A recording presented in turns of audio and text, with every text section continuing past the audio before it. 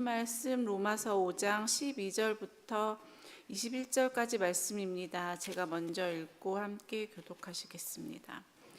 그러므로 한 사람으로 말미암아 죄가 세상에 들어오고 죄로 말미암아 사망이 들어왔나니 이와 같이 모든 사람이 죄를 지었으므로 사망이 모든 사람에게 이르렀느니라. 죄가 율법 있기 전에도 세상에 있었으나 율법이 없을 때에는 죄를 죄로 여기지 아니하였느니라. 그러나 아담으로부터 모세까지 아담의 범죄와 같은 죄를 짓지 아니한 자들까지도 사망이 왕노릇하였나니 아담은 오실 자의 모형이라. 그러나 이 은사는 그 범죄와 같지 아니하니 곧 한 사람의 범죄를 인하여 많은 사람이 죽었은즉 더욱 하나님의 은혜와 또한 한 사람 예수 그리스도의 은혜로 말미암은 선물은 많은 사람에게 넘쳤느니라. 또 이 선물은 범죄한 한 사람으로 말미암은 것과 같지 아니하니 심판은 한 사람으로 말미암아 정죄에 이르렀으나 은사는 많은 범죄로 말미암아 의롭다 하심의 이름이니라. 사람이 범죄로 말미암아 사망이 그 한 사람을 통하여 왕노릇하였은즉 더욱 은혜와 의의 선물을 넘치게 받는 자들은 한 분 예수 그리스도를 통하여 생명 안에서 왕노릇하리로다. 그런즉 한 범죄로 많은 사람이 정죄에 이른 것 같이 한 의로운 행위로 말미암아 많은 사람이 의롭다 하심을 받아 생명에 이르렀느니라. 한 사람이 순종하지 아니함으로 많은 사람이 죄인 된 것 같이 한 사람이 순종하심으로 많은 사람이 의인이 되리라. 율법이 들어온 것은 범죄를 더하게 하려 함이라. 그러나 죄가 더한 것에 은혜가 더욱 넘쳤나니 이는 죄가 사망 안에 왕노릇하는 것 같이 은혜 또한 의로 말미암아 왕노릇하여 우리 주 예수 그리스도로 말미암아 영생에 이르게 하려 함이라. 아멘. 축복의 인사를 나누겠습니다. 오늘도 새벽 예배를 드리는 주님아, 너는 하나님의 보석이다. 보석이십니다. 보석이십니다. 이 모든 것이 주님의 은혜입니다. 목사님께서 한 사람으로 라는 제목으로 말씀 전해주시겠습니다. 많은 은혜와 감동이 있으시기 바랍니다. 아멘. 우리는 어제 말씀 로마서 이 5장이 참 귀한데요. 5장 1절에서 11절까지 화평을 누리자 하면서 그 화평은 평화, 평안 같은 얘기인데 중요한 것은 하나님과 우리와의 관계를 통하여서 화평을 누린다. 이걸 말씀을 드렸습니다. 그러나 이 화평과 함께 평안, 이것은 우리 한 개인이 원하는 편안함과는 다르다. 이것을 말씀을 어제 나눈 것을 꼭 기억해 보면서요. 이렇게 하나님과 우리가 참 평안을 누리는데 하나님이 우리에게 베풀어 주신 사랑은 은혜다 그랬습니다. 그러면 그 사랑에 대한 우리의 응답은 뭐다? 믿음이다. 그래서 은혜와 믿음이 하나님이 우리에게 베풀어 주신 사랑이 크면 클수록 은혜가 클수록 우리의 믿음이 커져서 그래서 놀라운 하나님과의 사랑의 관계가 더욱 깊어진. 근데 참 우리가 기억해야 될 것은 어린 아이일 때는 부모의 사랑을 잘 깨닫지를 못해요. 잘 깨닫지를 못해. 그런데 이제 장성하면 부모의 사랑을 이렇게 수고하고 이렇게 나도 길렀겠구나 하는 것처럼 우리의 믿음이 성장할수록 사실은 가장 믿음이 성장했다는 증거가 뭐예요? 하나님의 사랑을 많이 깨닫는 것이다. 이것을 우리가 그래서 어제 우리가 말씀을 서로 나누었던 것이 하나님이 우리를 죄인 되었을 때에 원수 되었을 때에 연약할 때 우리가 착하게 살고 말씀대로 살고 순종해서가 아니라 죄인이고 연약하고 원수 되었을 때에도 우리를 사랑함으로 하나님의 사랑을 확증했다. 이 말씀을 나누었습니다. 그래서 오늘 또 12절, 어제 5장 1절도 그러므로 그랬잖아요. 오늘 12절도 그러므로 5장 1절에서 11절까지 이 화평을 누리게 된 하나님의 사랑의 그 은혜로 표현되는, 그리고 그 하나님의 사랑에 대한 우리의 믿음의 고백으로 말미암아 우리는 5장 11절 말 보세요. 예수 그리스도로 말미암아 하나님 안에서 또한 즐거워한다. 그러므로 한 사람으로 말미암아 죄가 세상에 들어오고 죄로 말미암아 사망이 들어왔나니 이와 같이 모든 사람이 죄를 지었으므로 사망이 모든 사람에게 이르렀다. 이것을 신학적인 용어로 원죄, 아담이 선악과를 따먹음으로 우리 온 인류가 죄를 지었다. 예를 들면 우리가 축구를 일본하고 하는데 우리가 이겼어요. 그러면 어떻게 해요? 우리 온 대한민국 국민이 다 대한민국이 이긴 거잖아요. 이 대표성의 원래. 아담이 인류의 최초의 하나님의 피조물로 창조함을 받았는데 아담이 그만 선악과를 따먹었어요. 하나님만이 오직 선과 악을 결정할 수 있는데 아담이 따먹음으로 죄를 지었어요. 그래서요, 우리가 이 땅에 살면서 죄를 지은 것은 잘 기억해야 됩니다. 죄를 지어서 죄인이 아니라 이미 죄인이기 때문에 죄를 지을 수밖에 없다, 그 말이에요. 근데 세상의 사람들은 내가 무슨 죄를 지었냐고 그러는데 이것은 자기들의 기준으로 마치 선악과를 따먹은 아담처럼 내가 이것은 죄가 아니라고 생각하면 죄가 아니고 내가 이것은 죄다 그러면은 죄로 인정되는 거예요. 자기가 아니에요.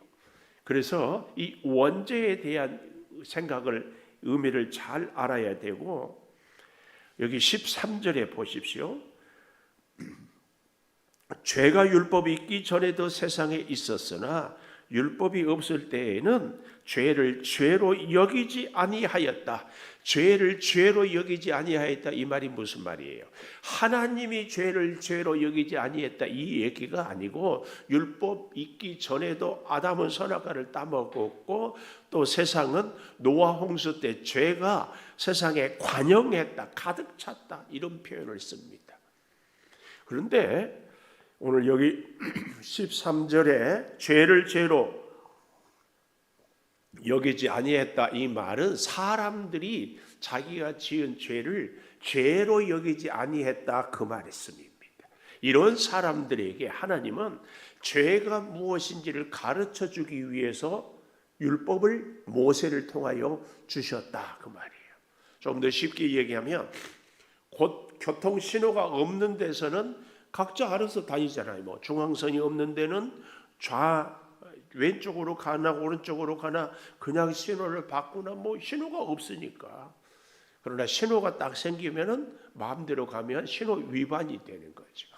하나님이 모세를 통하여 율법을 주신 것은 이렇게 죄를 죄로 깨닫게 하기 위해서.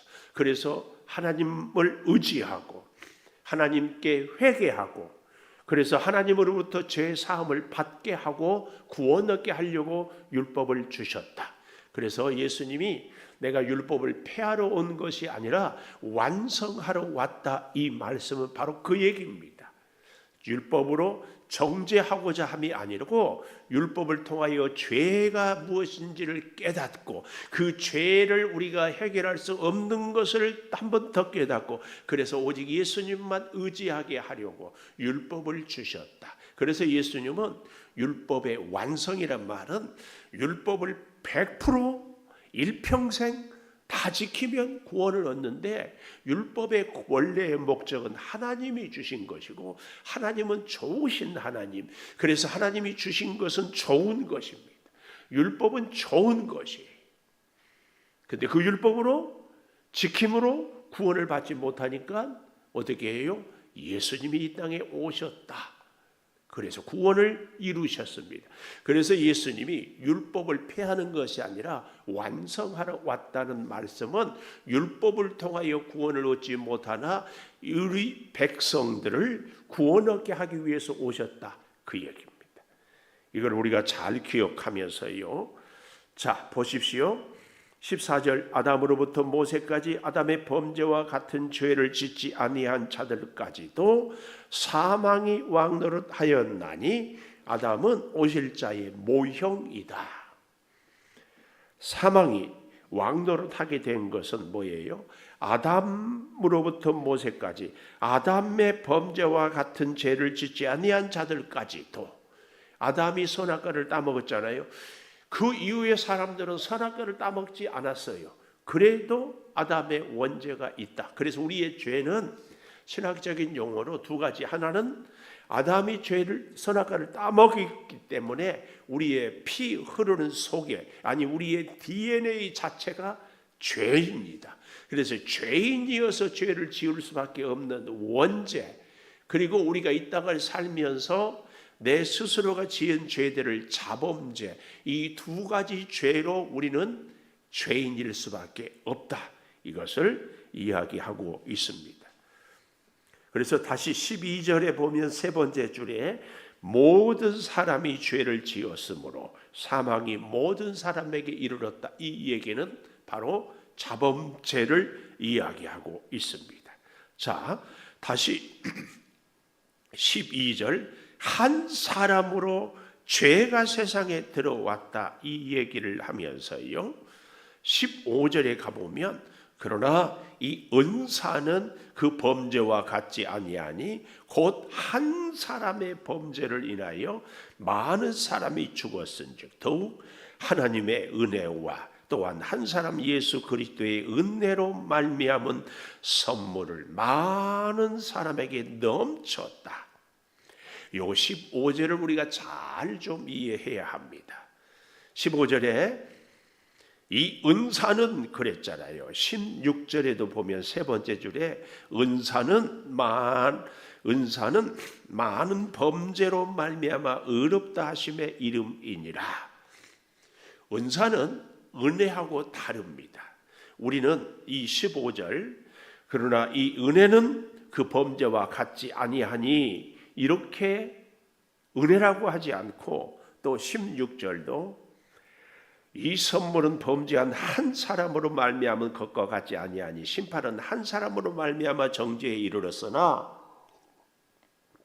은혜는 많은 범죄로 말미암아 의롭다 하심의 이름이니라. 이렇게 해야 뭔가 좀 맞는 것 같은데 은사라고 이렇게 하는 그 의미를 잘 알아야 됩니다.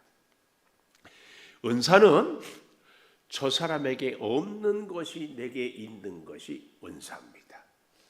은사는 하나님이 주신 재능으로서 내가 잘할 수 있는 것이 은사입니다.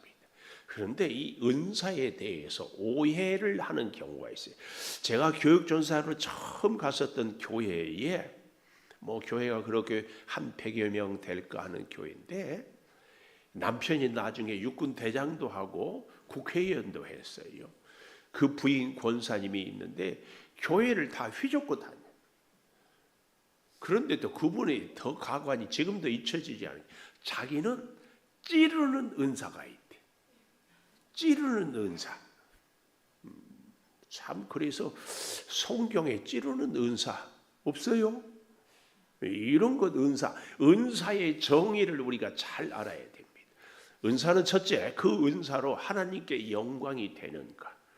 예를 들어 찬양을 잘하는 사람이 하나님께 영광이 되지 않고 어떻게 해요? 찬양 못하는 사람들을 무시하고, 찬양할 때마다 자기는 잘하는데 다른 사람 틀렸다고 지적하고, 이건 은사를 제대로 쓰지 못해. 은사 아니에요, 은사. 주방에서 요리를 잘하는 분이 주방의 은사겠네요. 근데 잘하면서 못하는 사람들 막 구박하고 왜 그러냐고, 그러려면 하지 말라고, 이건 은사를 잘 오해하는 거예요. 은사는 하나님이 주신 거예요. 왜 줬겠어요? 하나님의 영광을 위하여 쓰라고. 아멘. 아멘. 그런가 하면 은사는 두 번째 조건이 있어요. 다른 사람들을 유익하게 하는 게 은사예요. 우리가 이 새벽에 나와서 다 기도하는 것, 기도도 은사거든요. 기도도 은사예요. 누구나 성도는 다 해야 되는 것이 당연한 의무이지만 동시에 은사예요. 그런데 그 은사가 다른 사람을 위하는 중보 기도, 나라와 민족을 위하는 애국 기도, 나의 연약함을 고백하는 회개의 기도, 그래서 나라도 이웃도 살릴 때 하나님이 내게 주신 은사는 참 좋은 거예요. 아멘. 그리고 한 가지 조건이 더 있습니다. 그 은사는 내게 기쁨이 돼요. 나에게 그래서 축복의 통로가 돼요. 예를 들어서 찬양의 은사가 있는데 찬양을 잘하는데 찬양하는데 막 짜증난다. 그 은사가 아니에요. 주방에서 요리를 하면 막 행복해야 돼. 이게 은사예요, 은사. 그래서 제가 어제 그런 얘기를 했잖아요. 우리는 그리스도의 편지다. 우리의 얼굴이 전도지다. 얘기했잖아요. 우리는 바울이 데살로니가 교회에 항상 기뻐하라. 이건 정말. 그리고 범사에 감사하고 쉬지 말고 기도하라. 기쁨과 감사와 기도는 서로 일맥상통해요. 하나님으로 인하여서 기쁨이 감사가 넘치는 기도, 이게 우리가 이 땅을 사는 전도지. 그래서 여러분, 제가 늘 여러분께 기도 부탁하는 거잖아요. 제가 설교할 때마다 웃으면서 우리가 일을 할 때 주방에서 일을 하는데 주 안에 있는 나에게 찬송하면서 하는 그 음식을 먹는 분들은 보약을 먹는 거예요. 그런데 막 짜증내면서 이 짓거리를 또 해야 되냐. 이건 독약을 먹이는 거예요. 하나님의 은사의 세 가지 조건 잘 기억하십시오. 그런데 다시 이제 15절, 그러나 이 은사는 누구의 은사인가? 우리 예수님의 은사예요. 그 범죄와 같지 아니하니 한 사람 범죄를 인하여 많은 사람이 죽었은즉 그 범죄는 아담의 범죄와 같지 않다. 한 사람 범죄, 아담의 범죄로 많은 사람이 죽었지만 더욱 하나님의 은혜와 한 사람 예수 그리스도의 은혜로 말미암아, 잘 기억하십시오. 이 본문을 오해하면 안 돼요. 하나님이 우리에게 베풀어 주신 은혜, 동시에 예수 그리스도가 우리에게 주시는 은혜, 하나님이 우리에게 주신 은혜도 있고 예수님이 우리에게 주신 은혜가 있어요. 하나님의 은혜를 굳이 얘기하면 천지를 창조하시는 하나님의 은혜라면 예수님의 은혜는 뭐예요? 우리를 위해서 십자가에서 돌아가신 은혜, 부활하신 은혜. 은혜로 말미암은 선물은 많은 사람에게 넘치는데요. 자, 보십시오. 심판은 한 사람으로 정죄에 이르렀으나 은사는 예수 그리스도의 그 구원의 사명은 그에게. 그래서 은사는 사명이다. 예수님은 인류를 구원하기 위해서 오셨잖아요. 오늘 우리가 남들이 잘하는 그 재능이, 능력이 있다. 이것은 사명이라니까. 그 일을 통하여 하나님께 영광을 돌리고 이웃을 유익하게 하고 나에게 기쁨이 있는. 그래서 이 예수 그리스도의 은사는 많은 범죄로 말미암아 의롭다 하심에 이름이 있니라. 다 죄인들이 범죄인데 예수님으로 인하여서 의롭다 하심을 얻게 하는 것. 예수님의 은사, 예수님의 사명은 죄인들을 의롭게 하는 것이 예수님의 사명이에요. 그래서 여러분, 은사가 무엇인지를 잘 기억하면서 그 은사를 아름답게 쓸 수 있기를 축복합니다. 자, 보십시오. 그래서 17절에 보면 한 사람의 범죄로 말미암아 사망이 한 사람을 통하여 왕노릇하였은즉 더욱 은혜와 의의 선물을 넘치게 받는 자들은 한 번 그리스도를 통하여 생명 안에서 왕노릇하리로다.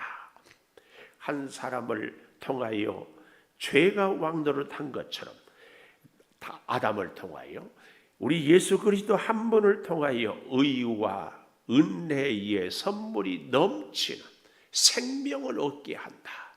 이 얘기입니다. 그런데 이제 우리가 예수를 믿으면서 이 원리를 잘 이해 못해서 자꾸 갈등하고 고민하는 것이요.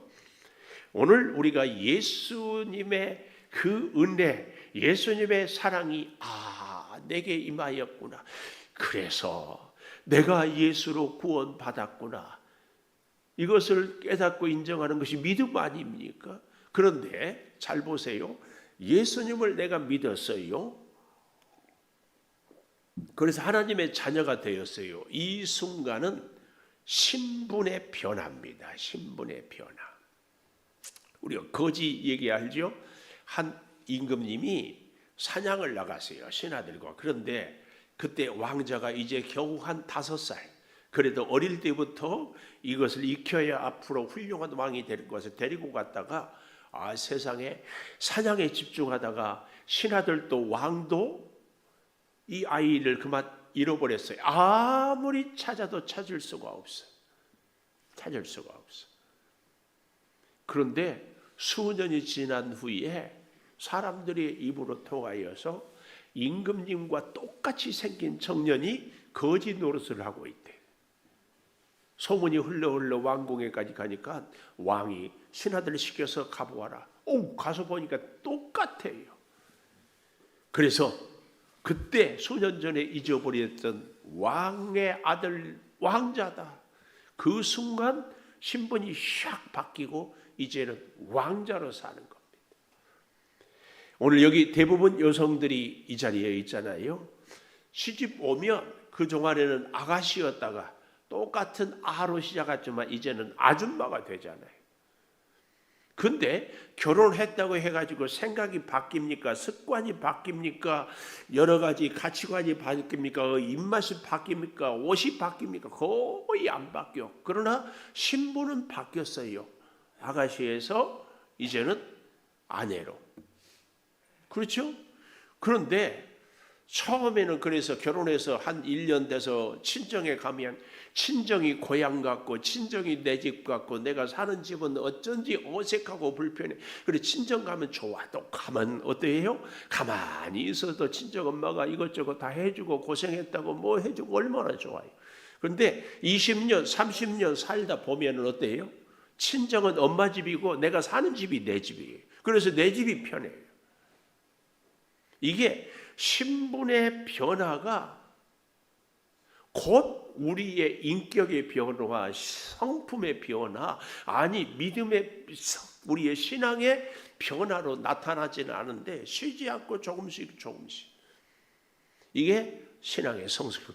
그런데 우리는 자꾸 우리의 신분의 변화가 곧 성품 100% 변하지 않았다고 여기서 갈등하고 고민합니다.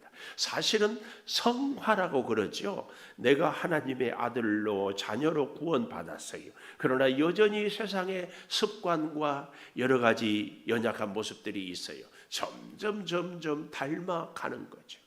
그래서 마지막 영화의 과정에 이르게 된다는 것을 인정하는 겁니다. 그래서 오늘도 말씀대로 살지 못하고 깨어지고 넘어지면 주님을 붙잡고 의지하고 살아가는 겁니다. 오늘 여기 한 사람의 범죄로 사망, 한 분 예수 그리스도로 생명이 왕노릇하리로다. 오늘 저나 여러분 우리들의 인생도 사실은요 한 사람 때문에 인생이 바뀌어요. 남편 한 사람, 아내 한 사람, 좋은 선생님 한 사람 잘 만나고 좋은 사업장, 좋은 직장 잘 만나는 인생이 바뀌어요. 잘 만나기를 축복합니다. 근데 이제 우리는 여기서 한 걸음 더 나아가야죠. 어떻게? 나 한 사람 잘 만나서 그 사람의 인생이 바뀌어질 수 있는 이런 삶이 우리가 돼야 돼. 이게 예수 닮은 삶이죠. 이게 예수 닮은 삶이에요. 오늘 저와 여러분의 기도의 제목이 사실은 여기까지 가야 돼요. 하나님 나 좋은 사람 만나게 해주세요. 내 남은 여생 그래서 행복하게 해주세요. 단지 만나는 것이 꼭 결혼 이런 만남이 아니고 친구를 잘 만나든지 믿음의 동지를 잘 만난다든지 직장의 동료를 잘 만난다든지 얼마든지 그럴 수 있거든요. 근데 우리의 기도 제목은 하나님, 내 남은 여생이 단 한 사람이라도 삶을 변화시키고 인격을 변화시키고 성품을 변화시키고, 그래서 마지막 날 우리가 헤어질 때 야, 참 당신 만나서 나는 너무 감사하다, 이게 우리의 기도 제목이 되네요. 오늘 말씀을 제대로 우리가 우리 삶에 적용하는 겁니다. 그래서 여기 잘 보십시오. 19절에 한 사람이 순종하지 아니함으로 많은 사람이 죄인 된 것 같이 한 사람이 순종함으로 많은 사람이 의인이 되리라. 예수님을 모르는 한 사람이 오늘 우리를 통하여, 나를 통하여 예수 믿고 구원받게 되었다. 이보다 더 큰 일은, 이보다 더 큰 기적은, 이보다 더 큰 하나님의 사랑은 없지요. 없어. 20절도 우리가 참 많이 오해하는데요. 율법이 들어온 것은 범죄를 더하게 하려 합니다. 그러나 죄악과 더한 곳에 은혜가 더욱 넘쳤다. 이 말씀을 오해해가지고 나는 큰 은혜를 받으려고 죄를 더 지어야 돼, 이렇게 생각하면 안 됩니다.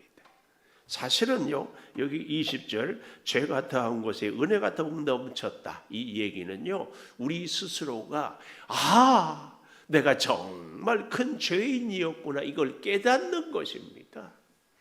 예수님을 만나기 전에, 율법을 만나기 전에는 죄가 죄인 줄도 몰랐어요. 그러지 않겠어요? 우리가 예수 믿기 전에는 주일 예배 드리지 않으면 그거 죄가 아니에요. 근데 예수를 믿고 보니까 하나님의 말씀에 순종해야 되고, 하나님께 예배해야 되고, 하나님의 뜻을 따라야 살아요. 세상 사람들은 자기들 마음대로 살아요.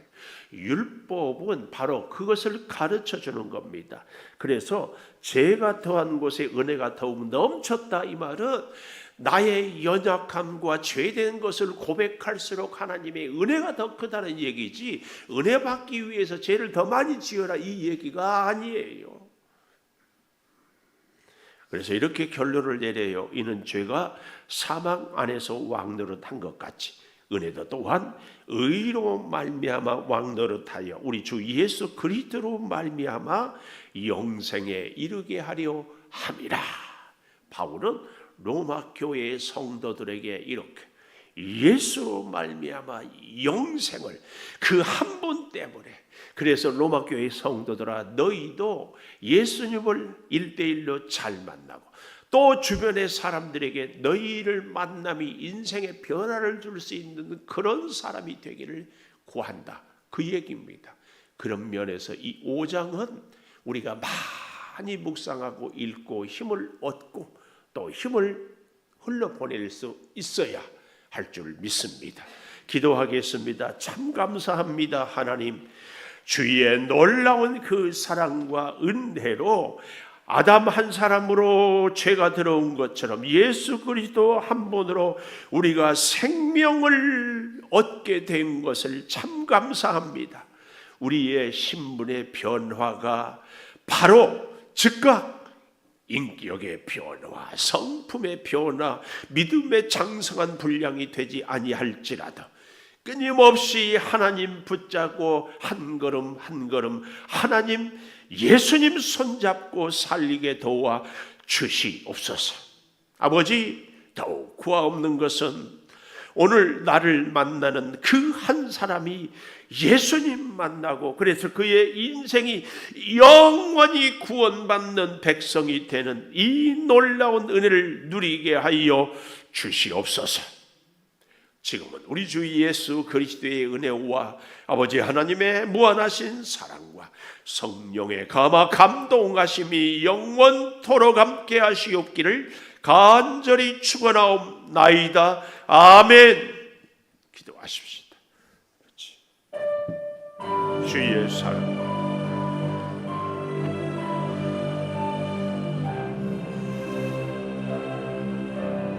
주의 은혜가 사고 넘치게 하여 주시옵소서. 주여